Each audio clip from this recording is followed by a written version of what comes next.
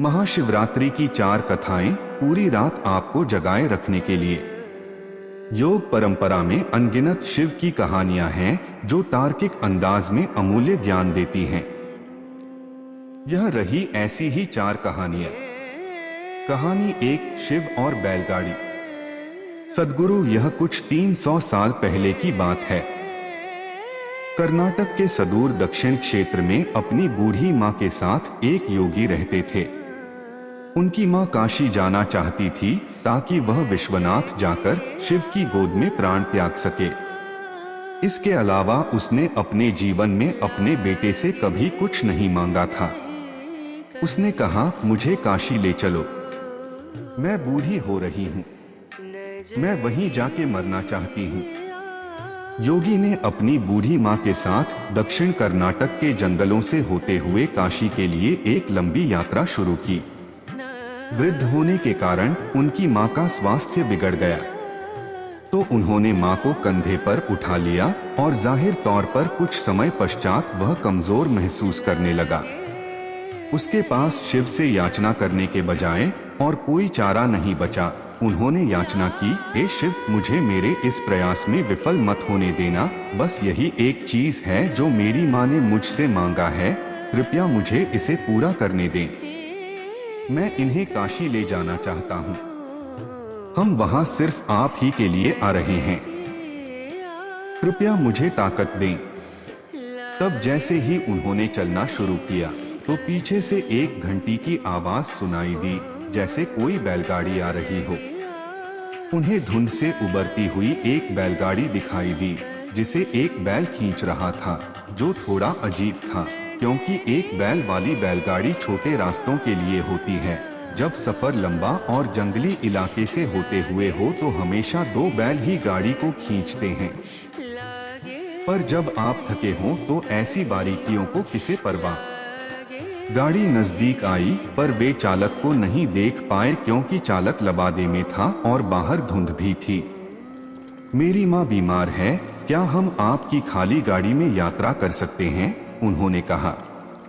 अंदर बैठे व्यक्ति ने सिर हिला के हाँ कहा। वे दोनों गाड़ी में बैठ गए और बैलगाड़ी आगे चलने लगी। कुछ समय बाद योगी का ध्यान इस ओर गया कि जंगली रास्ता होने के बावजूद भी बैलगाड़ी बहुत आसानी से आगे बढ़ रही थी। तब उन्होंने नीचे देखा और पाया कि पहिए घूम नहीं रहे हैं। वे रुके हुए थे, पर गाड़ी आगे बढ़ रही थी। तब उन्होंने बैल की तरफ देखा और पाया कि बैल बैठा हुआ था पर बैलगाड़ी चल रही थी। तब उन्होंने चालक की और देखा और पाया कि वहां सिर्फ लबादा ही था। उसने अपनी माँ की ओर देखा। माँ ने कहा, अरे पागल, हम पहुंच गए, अब कहीं और जाने की जरूरत नहीं है, यही वो जगह है, अब मुझे जाने दो। इतना कह के माँ ने शरीर छोड़ दिया। बैलगाड़ी और चालक सब विलीन हो गए। योगी अपने गांव लौट आया। लोगों ने सोचा, यह इतनी जल्दी लौट आया है, ये अवश्य ही अपनी माँ को कहीं छोड़ के आया है, यह उसे काशी नहीं ले गया। उन्होंने उसे पूछा, तुम अपनी माँ को कहाँ छोड़ आए?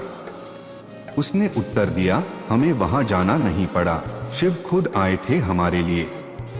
क्या बकवास है? उन्होंने कहा।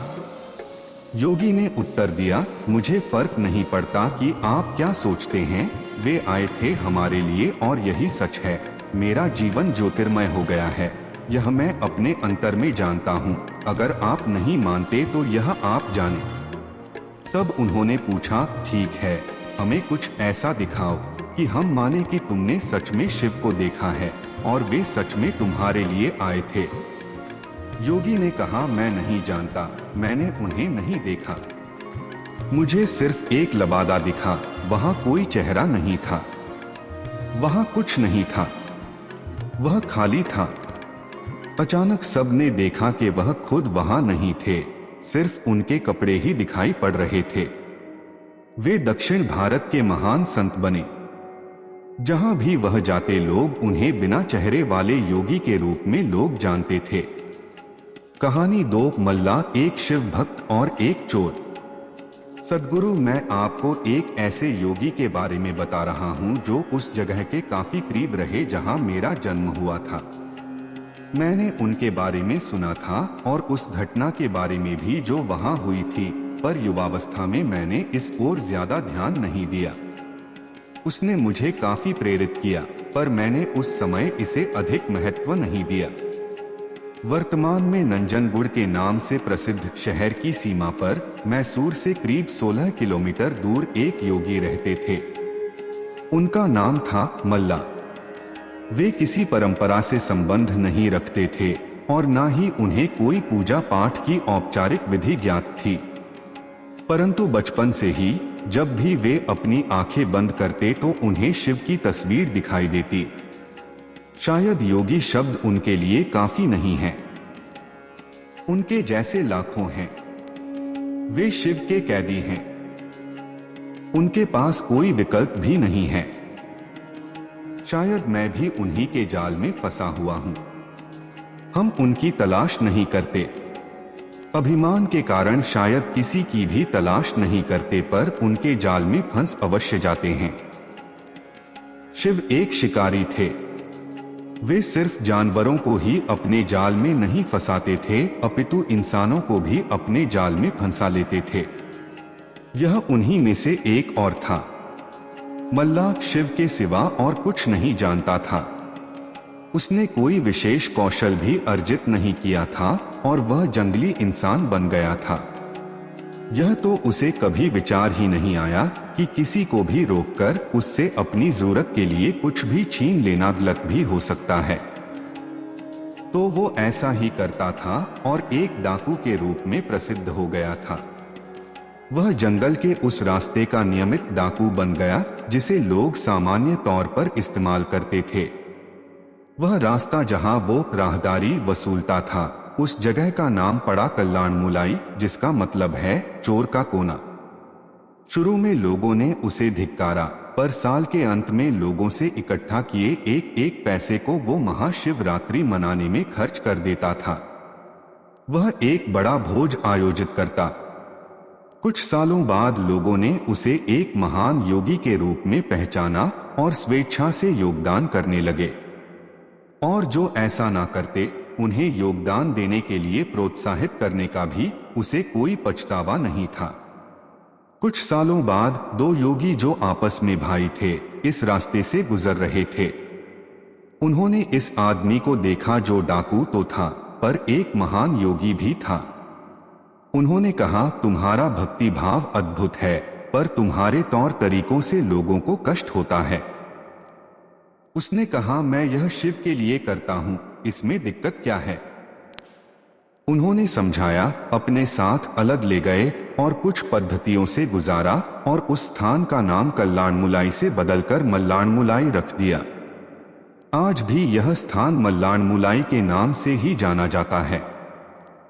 और जो महाशिवरात्रि वो मनाते थे, वो आज एक विशाल संस्थान के रूप में विकसित हो गया है। डकैती छोड़ के इन योगियों के साथ बैठने के करीब 1.5 साल बाद ही उन्होंने महासमाधि प्राप्त कर ली। मल्ला को इस प्रकार मुक्त करवाने के बाद दोनों योगियों ने भी उसी दिन अपने शरीर छोड़ दिया। कबिनी नदी के किनारे इन लोगों के लिए एक खूबसूरत तीर्थ स्थान निर्मित है, जिसे आज भी मल्लाणमुलाई के नाम से जाना जाता है। कहानी 3, कैसे बने कुबेर शिव के महानतम भक्त। सद्गुरु कुबेर यक्षों के राजा थे। यक्ष बीच का जीवन होते हैं, वे ना यहाँ के जीवन में होते हैं और ना ही वो पूरी तरह से जीवन के बाद वाली स्थिति में होते हैं। कहानी कुछ इस तरह है कि रावण ने कुबेर को लंका से निकल दिया और कुबेर को मुख्य भूमि की ओर पलायन करना पड़ा। अपना राज्य और प्रजा को खोने की निराशा में उसने शिव की पूजा करना शुरू की और एक शिव भक्त बन गया। शिव जी ने दया भाव दिखाते हुए उसे एक अन्य राज्य और संसार का सारा धन दे दिया। इस तरह कुबेर संसार का सबसे अमीर व्यक्ति बन गया। धन मतलब कुबेर, यह कुछ इस प्रकार देखा जाने लगा। कुबेर शिव जी का महान भक्त बन गया, परंतु जब भक्त को यह लगने लगे कि वो सबसे महान भक्त है, तो समझ जाए कि सब खोने वाला है। कुबेर को लगने लगा था कि वो शिव को इतना कुछ अर्पित करता है तो वो एक महानतम भक्त है।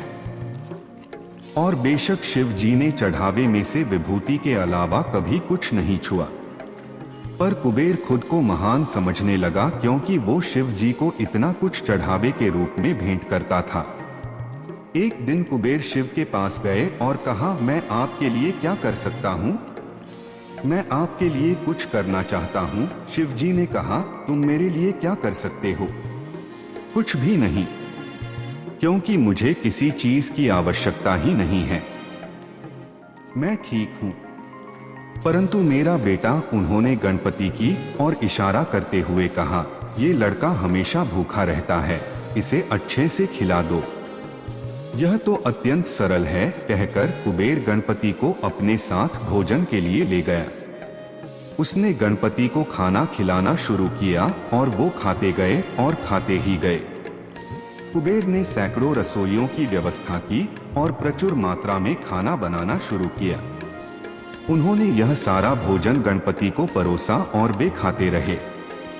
कुबेर चिंतित हो उठे और कहा, रुक जाओ, अगर तुम इतना खाओगे तो तुम्हारा पेट फट जाएगा। गणपति ने कहा, आप उसकी चिंता मत करो। देखिए, मैंने एक सांप को एक कमर पेटी के रूप में बांध रखा है, तो आप मेरे पेट की चिंता ना करें। मुझे भूख लगी है, मुझे खाना खिलाएं। आप ही ने कहा था कि आप मेरी भूख मिटा सकते हैं। कुबेर ने अपना सारा धन खर्च कर दिया। कहते हैं कि कुबेर ने दूसरे लोगों से भी भोजन मंगवा के गणपति को खिलाया। गणपति ने सारा भोजन खाने के बाद भी कहा, मैं अभी भी भूखा हूँ, मेरा भोजन कहाँ है? तब कुबेर को अपने विचार के छोटेपन का एहसास हुआ और उसने शिव के सामने झुकते हुए कहा, मैं समझ गया, मेरा धन आपके सामने एक तिनके के समान भी नहीं है। जो आपने मुझे दिया उसी का कुछ अंश आपको वापस देकर मैंने खुद को एक महान भक्त समझने की गलती की और इस क्षण के बाद उसके जीवन ने एक अलग ही दिशा ले ली। कहानी 4 अर्धनारी रूप में शिव और भृगु महर्षि। सद्गुरु, जब हम योग की बात करते हैं तो हम किसी व्यायाम या किसी तकनीक की बात नहीं कर रहे। हम इस सृष्टि के विज्ञान की बात कर रहे हैं और कैसे सृष्टि के इस अंश को इसकी परम संभावना तक ले जाया जा सकता है।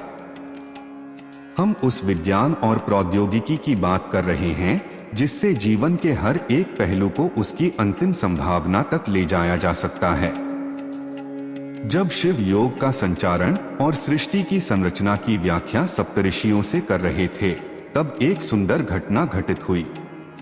सप्तऋषियों में से एक ऋषि, जो बाद में भृगु महर्षि के नाम से जाने गए, शिव के एक उत्साही भक्त थे। इस पहले योग प्रोग्राम में, जो कांति सरोवर के किनारे हो रहा था, जिसे कृपा की झील के नाम से भी जाना जाता है, पार्वती भी मौजूद थी। भृगु हमेशा की तरह सुबह जल्दी आए और वे शिव की प्रदक्षिणा करना चाहते थे। पार्वती शिव के करीब बैठी थीं, परंतु भृगु ने दोनों के बीच से होते हुए शिव की परिक्रमा पूरी की, क्योंकि वो सिर्फ शिव की प्रदक्षिणा करना चाहते थे, पार्वती की नहीं। शिव इससे खुश हुए पर पार्वती नहीं। उन्हें यह पसंद नहीं आया। उन्होंने शिव की ओर देखा। शिव जी ने कहा, थोड़ा और करीब हो जाओ, वो परिक्रमा करेगा। पार्वती और करीब आ गई। भृगु ने देखा कि उसके निकलने के लिए पर्याप्त जगह नहीं है, तो उसने एक चूहे का रूप धारण किया और पार्वती को बाहर रखते हुए अकेले शिव जी की ही परिक्रमा पूरी की। पार्वती क्रोधित हो गई, तो शिव ने उन्हें अपनी जंघा पर बैठा लिया। तब भृगु ने एक छोटे पंछी का रूप धारण करके शिव जी की परिक्रमा पूरी कर ली। अब पार्वती अत्यंत क्रोधित हो चुकी थी। शिव जी ने पार्वती को खींचकर खुद में मिला लिया और उन्हें खुद का हिस्सा बना लिया, जिससे उनका आधा हिस्सा शिव बन गया और आधा हिस्सा पार्वती। वे अर्धनारीश्वर बन गए। भृगु ने यह देखा और खुद को एक मधुमक्खी के रूप में बना लिया और उनकी दाहिनी टांग का चक्कर लगा दिया।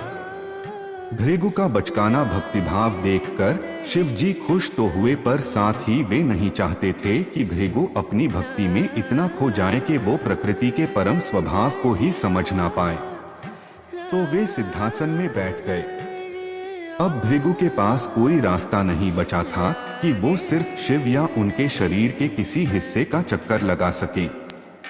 अगर उन्हें अब परिक्रमा करनी थी तो दोनों सिद्धांतों स्त्रीण और पौरुष दोनों की ही करनी पड़ेगी। यह कहानी हमें संप्रेषित करती है कि जब हम योग की बात करते हैं तो हम सभी आयामों के समावेश की बात करते हैं। यह कोई व्यायाम या प्रक्रिया नहीं है जिससे आप सेहतमंद होते हैं। यह मानव जाति के परम कल्याण के बारे में है, जिसमें जीवन का कोई भी पहलू बाहर नहीं रखा जा सकता। यह ऐसे आयाम को छूने के बारे में है जो सारे आयामों से परे हैं। यह एक ऐसे तंत्र के बारे में है जिससे आप अपने पहले से मौजूद तंत्र जैसे शरीर, मन, भावनाएं और ऊर्जा को परमात्मा तक जाने वाली सीढ़ी के रूप में इस्तेमाल कर सकें। यह एक ऐसी पद्धति है जिससे आप अपनी परम प्रकृति के लिए स्वयं को पहले कदम के रूप तैयार कर सकते हैं।